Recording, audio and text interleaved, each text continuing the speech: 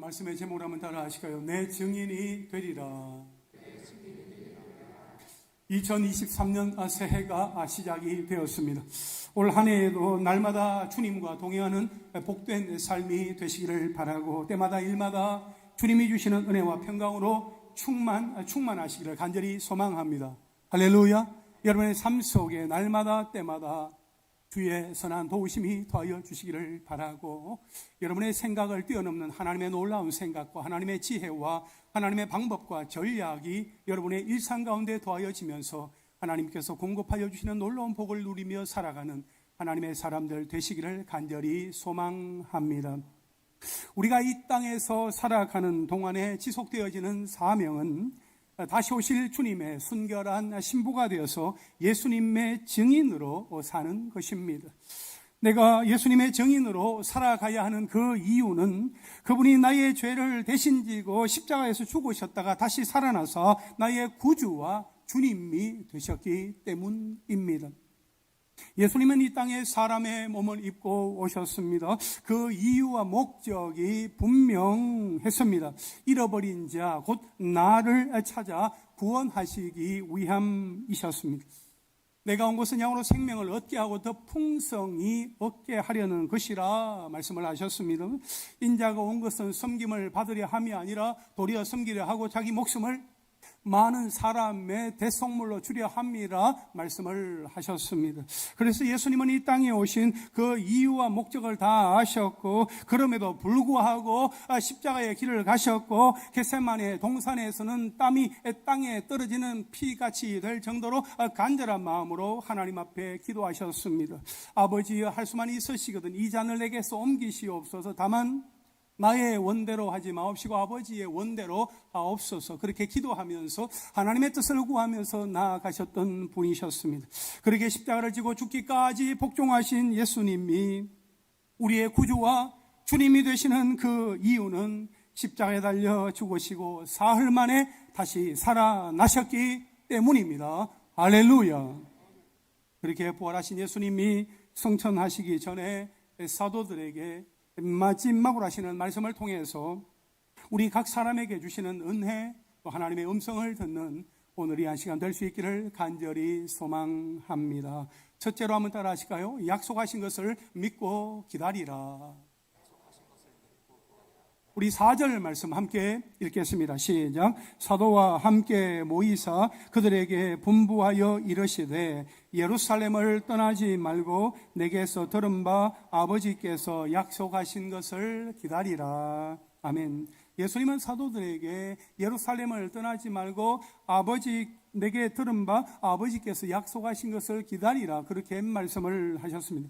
여기에서 아버지께서 약속하신 것은 곧 성령을 가리킵니다. 예수님은 고난을 당하시기 전에 제자들에게 자신이 아버지께로 가시게 되면 보혜사 성령을 보내시겠다고 이미 약속을 하셨습니다. 요한복음 14장 16절 말씀에 보면 내가 아버지께 구하겠으니 그가 또 다른 보혜사를 너희에게 주사 영원토록 너희와 함께 있게 하리니 라고 말씀을 하셨어요. 요한복음 14장 26절에 보니까 보혜사 곧 아버지께서 내 이름으로 보내실 성령, 그가 너희에게 모든 것을 가르치고 내가 너희에게 말한 모든 것을 생각나게 하리라, 그렇게 말씀을 하셨습니다. 그리고 성령이 믿는 자들에게 임하신다는 그 사실은 이미 구약에 예언된 사실입니다. 요엘서 2장 28절 말씀에 보면 그 후에 내가 내 영을 만민에게 부어주리니 너희 자녀들이 장래일을 말할 것이며 너희 늙은이는 꿈을 꾸며 너희 젊은이는 이상을 볼 것이며, 이렇게 말씀을 하고 있습니다. 이렇게 하나님의 성령께서 오실 것이다, 구약에서 예언을 하였고, 예수님께서 내가 가게 되어지면 아버지와 내가 성령을 보내겠다는 그 약속을 이미 하셨기 때문에 오늘 4절 말씀에서 예수님은 아버지께서 약속하신 것이다 라고 말씀을 하고 있는 것입니다. 여러분, 요한복음에서는 이 성령을 보혜사라고 불렀습니다. 파라클레토스, 옆에 계시는 분, 옆에서 도와주시는 분, 우리가 그렇게 해석을 하지요. 그래서 성령을 받게 되면 담대해질 수 있음을 사도행전에서 우리는 잘 볼 수 있습니다.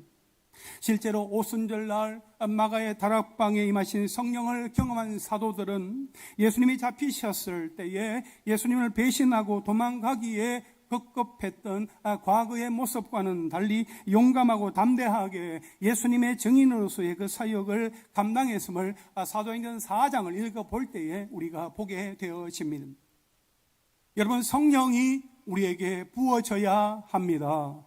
성령이 우리 가운데 계셔야 합니다. 우리의 힘과 능력으로는 결코 주님의 일을 감당할 수 없고, 또한 공중 권세 잡은 자 있는 그 사탄과의 싸움도 결코 이길 수 없다 하는 것입니다.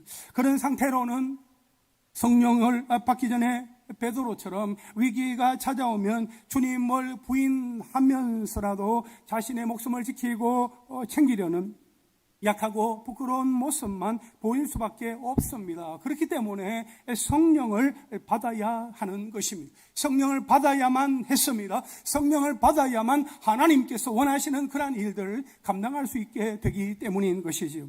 그런데 오늘 본문에서 예수님은 제자들에게 성령을 받으려면 예루살렘을 떠나지 말고 기다리라, 예루살렘을 떠나지 말고 기다리라, 그렇게 말씀을 하셨습니다. 여러분, 제자들에게 있어서 예루살렘은 어떤 곳입니까? 제자들의 목숨을 노리는 유대 종교 지도자들의 더러운 소굴입니다. 또한 예수님을 죽음으로 몰고 간 부당하고 불의한 도시입니다. 유대인들의 박해가 두려워서 하루라도 빨리 떠나고 싶었던 고난의 장소였던 것이요, 예루살렘이 그러했습니다. 그러나 예수님은 말씀하시기를 예루살렘을 떠나지 말고 그곳에서 아버지께서 약속하신 것, 그 성령을 기다리라 라고 명령을 하셨습니다.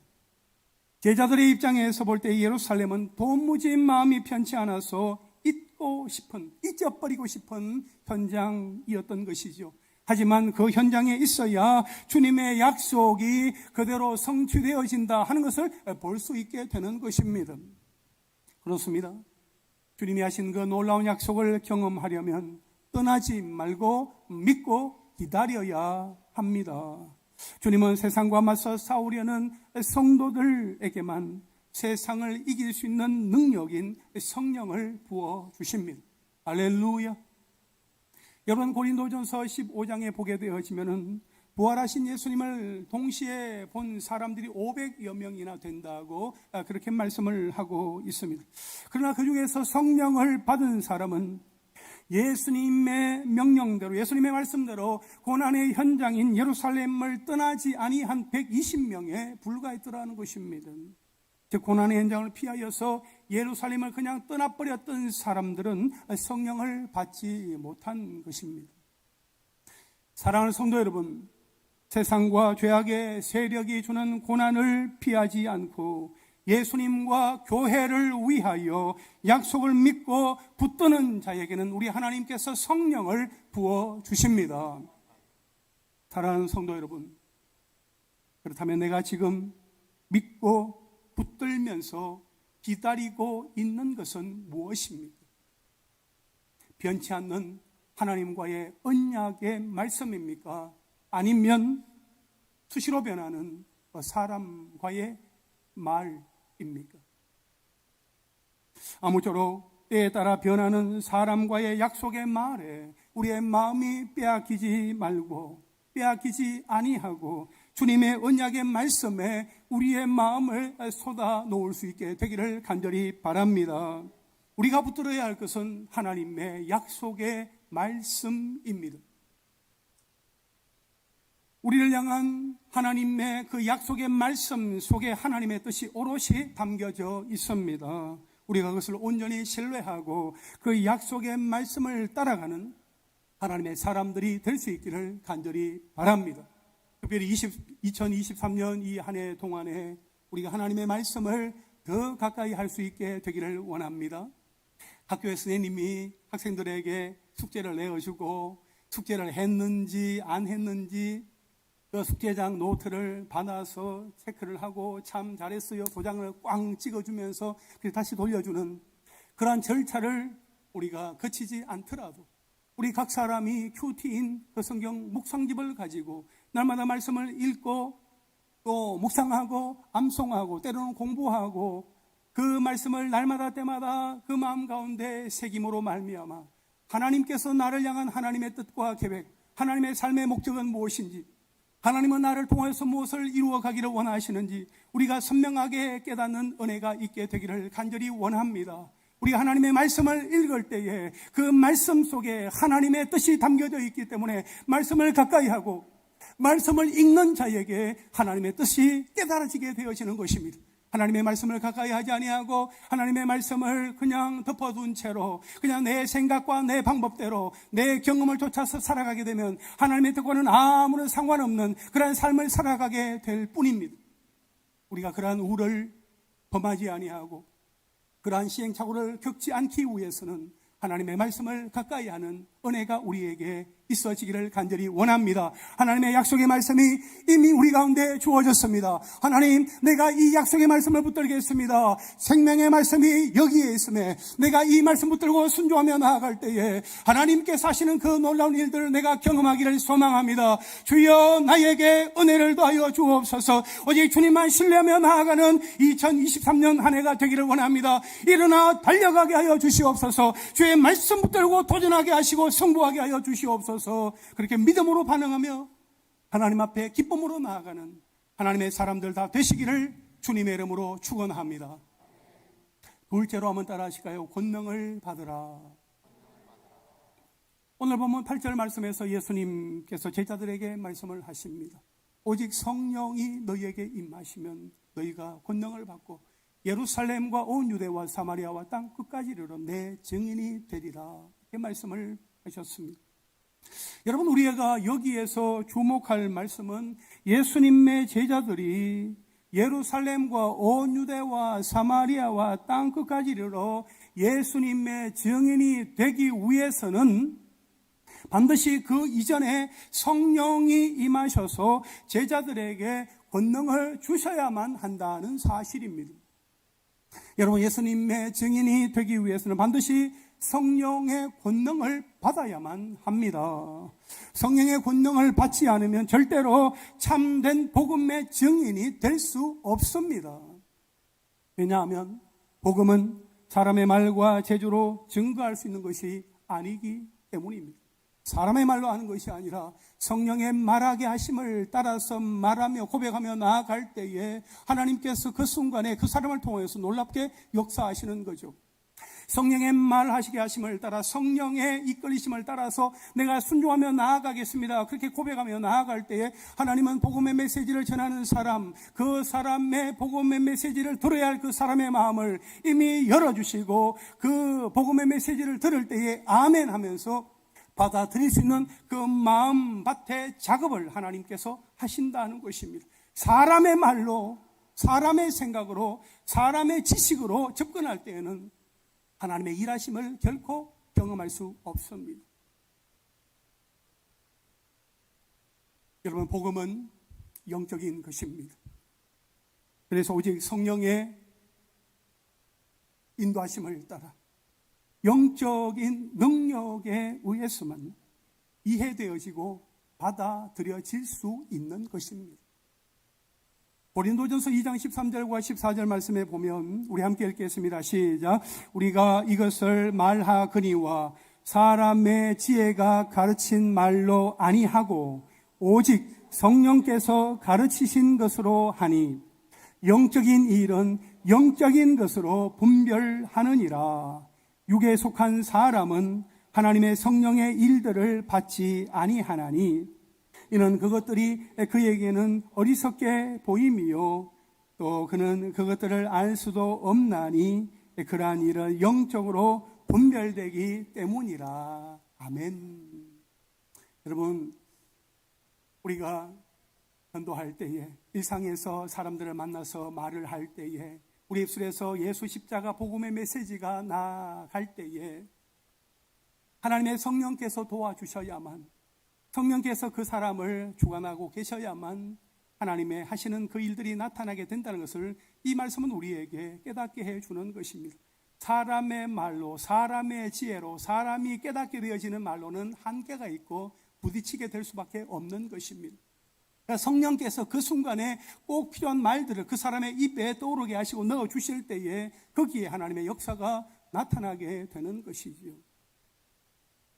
물론 여러분, 이 말이 복음 전거에 인간의 노력이 전혀 필요 없다는 말이 아닙니다. 복음을 효과적으로 전하기 위해서는 언제나 많은 노력과 투자가 필요합니다. 만약 언어가 다른 사람들에게 복음을 전하고자 한다면 그들과의 의사소통이 가능할 정도의 언어를 습득해야 합니다. 그 언어를 익히고 있어야 그 사람을 만나게 될 때에 그 사람이 사용하는 그 언어를 이용하여서 복음을 전할 수 있기 때문인 것이지요. 또한 문화가 다른 사람들에게 복음을 전하고자 한다면 그들의 문화를 이해하기 위해서 가능한 많은 정보를 습득해야 합니다. 수집해야 합니다. 뿐만 아니라 물자가 부족한 곳에는 복음을 전할 때 많은 물질적인 후원이 필요합니다. 또한 풍토병이 많은 곳에서 복음을 전할 때는 의료 지식과 충분한 의약품이 필요합니다. 하지만 그것도 어디까지나 부수적인 것에 불과합니다. 아무리 유창하게 말을 잘하고 아무리 복음을 듣는 사람들과 친밀해졌다 할지라도 성령이 주시는 권능을 받지 못한다면 결코 진정한 복음의 증인이 될 수 없다 하는 것입니다. 비록 그들의 전하는 복음이 윤리적이고 도덕적인 교훈은 될 수 있을지 몰라도 생명을 살리는 영혼의 양식은 될 수 없다 하는 것입니다. 사랑하는 성도 여러분, 주님의 정인이 되기를 원하신다면, 생명의 복음을 전하는 자가 되기를 원하신다면 먼저 하나님께 성령을 구해야 합니다. 성령의 권능을 받아야 합니다. 성령의 권능을 도와여 주시도록 기도하며 구하며 나아가는 하나님의 사람들이 되시기를 간절히 바랍니다. 우리의 생각, 우리의 방법에는 한계가 있습니다. 철저하게 한계가 있습니다. 우리의 힘으로, 우리의 능으로 할 수 있는 문제가 아니에요. 하나님의 성령께서 도와주셔야 합니다. 하나님이여 나에게 능력을 도와여 주옵소서. 권세와 능력과 은혜와 자비와 복을 도와여 주셔서 내가 예수의 이름으로 전하며 나아갈 때에 하나님 그 사람이 예수 믿고 구원받는 역사가 나타나게 하여 주시옵소서. 그러한 간절한 기대와 소망을 가지고 하나님 앞에 나아갈 수 있어야 되지 않겠습니까? 나아가기 전에는 하나님이여 나를 머리부터 발끝까지 주의 성령으로 충만하게 하여 주셔서 성령의 권능을 가지고 쓰임받게 하여 주시옵소서. 기도하며 나아가는 하나님의 사람들 되시기를 바랍니다. 그렇게 마음의 준비를 하고 기도하며 나아갈 때 하나님의 성령은 여러분 곁에 또 여러분 가운데 계시면서 여러분에게 꼭 필요한 그 순간에 하나님의 성령께서 도우시고 역사하여 주십니다. 그 하나님을 신뢰하시기를 주님의 이름으로 축원합니다. 마지막 셋째로 한번 따라 하실까요? 내 증인이 되리라.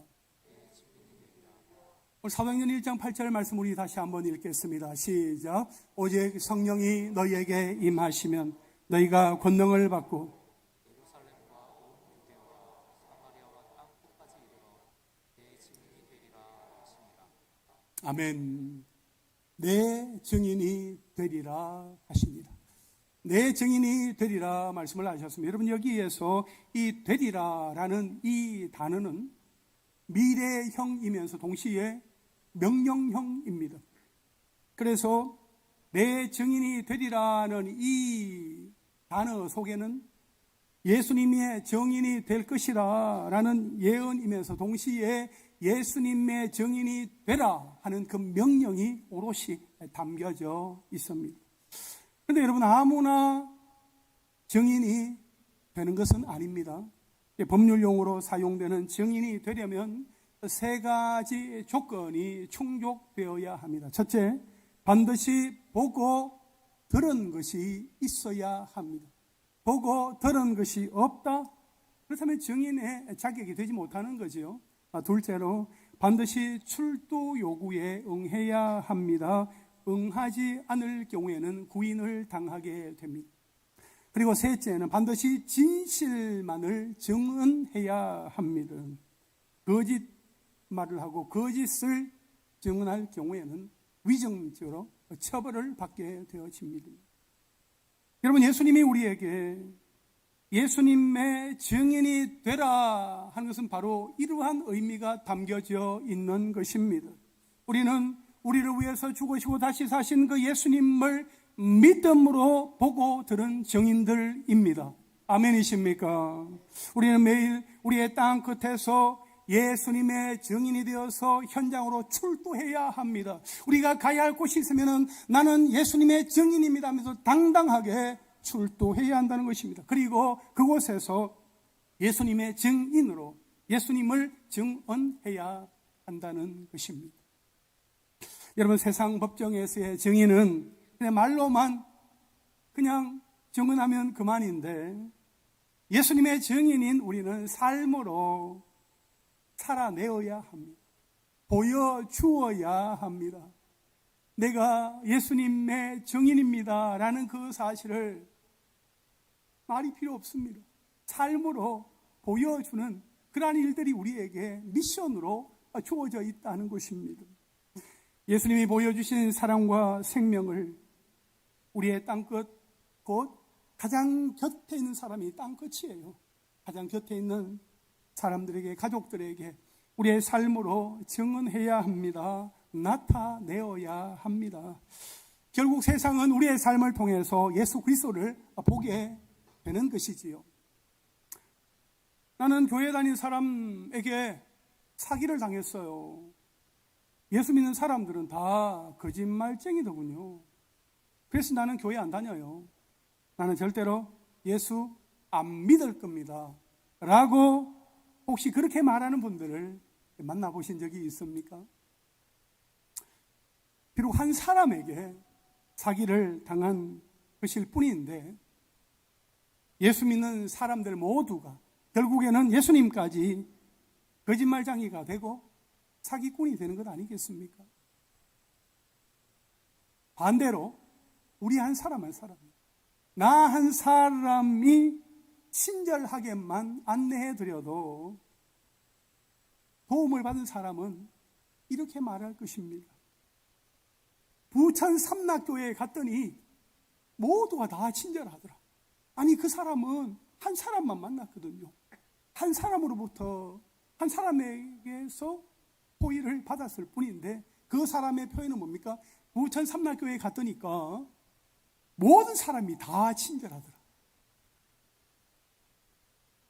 대답 소리, 아멘 소리를 안 하시는 거 보니까 별로 이렇게 친절하게 안 하셨어요. 여러분,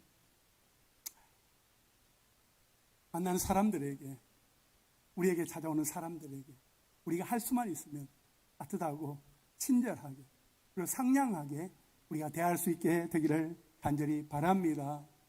우리 한 사람 한 사람이 친절하게 하기만 하면 그 사람은 좋은 인상을 또 기억을 갖게 되는 거죠. 부천 삼락교회 가니까 너무 좋더라.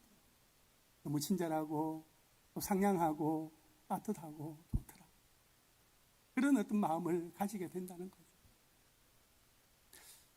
여러분, 이렇게 한 사람의 친절 때문에 우리 교회가 다 친절해지게 되고 예수님도 친절해지게 되는 것입니다. 여러분, 그것이 바로 증인의 삶이다 하는 것입니다. 그래서 나 한 사람의 증언이 너무나도 중요합니다. 누군가의 인생을 바꿉니다. 예수님의 제자들의 삶이 그러했습니다. 그들이 한때는 예수님을 피하여 도망하고 박해가 두려워서 숨었던 제자들이 부활하신 예수님을 직접 만난 그 이후에는 예수님의 증인이 되어서 자기의 목숨을 그냥 내어놓았습니다. 결국 예수님의 증인이었던 제자들은 대부분 순교자로 생애를 마치게 되었지요. 자신이 보고 들은 것이 분명하고 확실하기 때문에 그 두려운 그 죽음의 위협 앞에서도 비록 순교자가 될지언정 예수님의 증인임을 포기하지 않았던 것이었습니다. 사랑하는 성도 여러분, 우리 모두 마지막까지 오직 예수 그리스도의 증인으로 살아가십시오. 아멘이십니까? 우리가 예수님의 증인으로 살아가는 한 우리 교회는 마지막까지 살아남아서 살아있는 진리의 등대로서의 그러한 역할을 감당하게 될 것입니다. 왜냐하면 예수님은 2000년 전이나 지금이나 변함없이 동일하게 예수님의 증인들을 통해서만 진리의 빛을 발하시기 때문입니다. 우리 한 사람 한 사람이 겸손하게 하나님 앞에 나아갈 때에 하나님께서 우리를 붙드시고 우리가 순종하며 나아갈 때에 우리 한 사람 한 사람이 세상을 향하여 빛을 비추는 등대로서의 역할을 넉넉히 감당할 수 있는 하나님의 사람들이 될 수 있기를 간절히 바랍니다. 이제 말씀을 정리하겠습니다. 어제 시간상으로는 한 12시간 전이네요. 송구영신 예배 설교하면서 제가 생일날 아들로부터 이제 편지를 받았다는 이야기를 잠깐 드렸습니다. 제가 20세가 되어서 지낼 아빠와의 시간이 기대가 돼요 라는 그 말이 참 제 마음에 이렇게 많이 남았더랬어요. 근데 그 아이가 쓴 그 편지의 내용 가운데 아빠, 그를 지금까지 잘 키워주셔서 감사해요 라는 문구가 있었어요. 제가 그 편지를 보고 그 제 마음에 있는 이야기를 아들에게 하지는 않았습니다. 제가 그 편지를 보고 제 마음 가운데 어떤 마음이 들었는가 하면 강현아, 아빠가 너를 키운 게 아니야. 아빠가 너를 자라게 한 것 아니야. 사실은 하나님께서 너를 자라게 하신 거예요. 하나님께서 때를 따라서 너를 먹여주시고 입혀주시고 자라게 하시고 성장하게 하여 주신 거예요. 하나님이 너를 자라게 하셨고 덤으로 아빠를 날마다 때마다 다듬어 주셨어. 그러니 아빠가 더 오히려 너에게 감사해야 할 것 같은데 라는 그 마음이 저에게 있었습니다. 여러분, 우리를 자라게 하시는 분은 누구이십니까? 우리 하나님이십니다. 우리의 자녀를 양육하는 이는 누구죠? 부모님입니까? 하나님께서 부모님들에게 기회를 주셨고 우리 하나님께서 부모님들의 손길을 통하여서 우리의 자녀들을 양육하고 계시는 거예요. 우리가 그 사실을 늘 인정하고 하나님 앞에 믿음으로 반응하며 나아가야 하는데, 여러분, 우리는 우리를 사랑하사 일마다 때마다 도우시고 자라게 하시는 그 하나님을 드러내고 전하는 증인의 삶을 살아가야 한다 하는 것입니다. 예수님이 사도들에게 오직 성령이 너희에게 임하시면 너희가 권능을 받고 쭉 말씀을 하시면서 내 증인이 되리라 그렇게 말씀을 하셨습니다. 내 증인이 되리라는 이 말씀 속에는 내 증인이 될 것이다 라는 미래에 대한 어떤 예언적인 어떤 그런 의미도 있을 뿐만 아니라 너는 내 증인이 되어야 한다는 그 명령이 그 속에 담겨져 있다는 사실을 여러분 꼭 기억하시기를 바랍니다. 우리 중에서 누구는 나의 증인으로 삼고 누구는 배제하고 하나님은 그렇게 하시지 않습니다. 우리의 삶의 현장 가운데서 우리 한 사람 한 사람을 그 요소에 심으시면서 일터의 선교사로 하나님께서 세워주셔서 그 한 사람 한 사람을 통하여서 하나님께서 하시는 그 일들을 우리가 다 함께 볼 수 있게 되기를 소망합니다. 바라옵기는 내 증인이 되리라 는 그 메시지 앞에 온전히 순종하여 내가 온전히 올 한 해에도 예수님의 증인이 될 것이다 하는 그 사실을 기대하면서 마지막 연말에는 내가 지난 한 해를 돌아보니까 나는 예수님의 증인이 되었었습니다. 하나님 감사합니다. 그러한 고백을 올려드리며 나아가는 하나님의 사람들 다 되시기를 주님의 이름으로 축원합니다. 우리 함께 찬양하겠습니다. 예수의 이름으로 나는 일어서리라. 우리 함께 찬양하고 기도하겠습니다.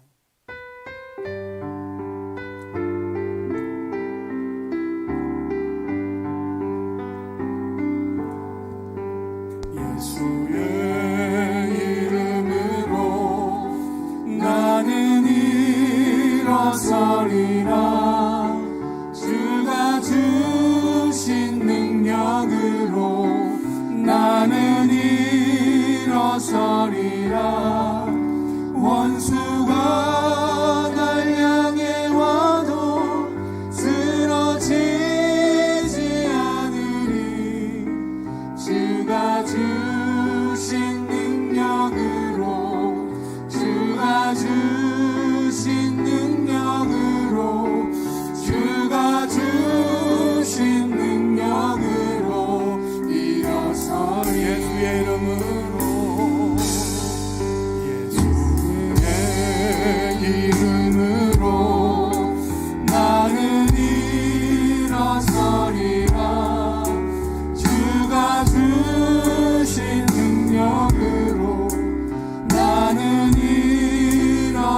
하리라. 원수가 날 향해 와도 쓰러지지 않으리. 주가 주신 능력으로, 주가 주신 능력으로, 주가 주신 능력으로 일어서리. 여러분, 우리는 이 땅에 살아가는 동안에 하나님께서 맡기신 그 사명을 감당해야 하는 사람들입니다. 우리가 이 땅 가운데 와서 살아가는 동안에 아무 사명 없이, 아무런 미션 없이 살아가는 사람은 단 한 사람도 없습니다. 우리 각 사람에게는 크고 작은 사명이 있습니다. 남이 알지 못합니다. 남이 헤아릴 수 없는 사명들이 우리에게 있습니다. 오직 하나님만 아시는 것입니다. 하나님이 나에게 어떠한 사명을 허락하여 주셨는지 다른 사람은 모릅니다. 나만 아는 것입니다. 예수님이 우리 한 사람 한 사람을 바라보시면서 원하시는 것, 예수님의 증인이 되기를 원하고 계십니다. 우리가 예수님의 증인이 되어서 살아가야 하는데 때로는 힘겹고 어려워서 부담이 되어서 내가 예수님의 증인으로 살아갈 수 있나? 나는 자격도 조건도 갖추지 못했는데 나의 이 부족하고 약한 모습으로 내가 어떻게 예수님의 그 맡기신 사명을 감당하며 예수의 증인으로 내가 살아갈 수 있겠는가? 라는 그런 마음을 가질 때가 있습니까? 주님이 나를 통하여 일하기를 원하시고 성령께서 우리에게 권능을 더하여 주신다는 그 사실을 신뢰하고 오직 주님의 약속의 말씀을 붙들고 기다리며 기도하며 나아가는 은혜가 있기를 원합니다. 주님은 우리를 통하여 일하기를 원하십니다. 삶의 현장 속에서 하나님의 역사하기를 기뻐하십니다. 우리가 예수님의 증인이 되기를 소망합니다는 그런 마음 가지고 내가 마지막에 주님 앞에 섰을 때에 내가 예수님의 증인으로 살았습니다, 그렇게 고백하며 나아가는 우리가 되기를 원합니다. 하나님, 나에게 은혜가 필요합니다. 나에게 은혜를 더하여 주옵소서. 일상에서 예수님의 증인으로 살아갈 수 있도록 주여 나를 인도하여 주시옵소서. 다 함께 주님 부르며 기도합니다.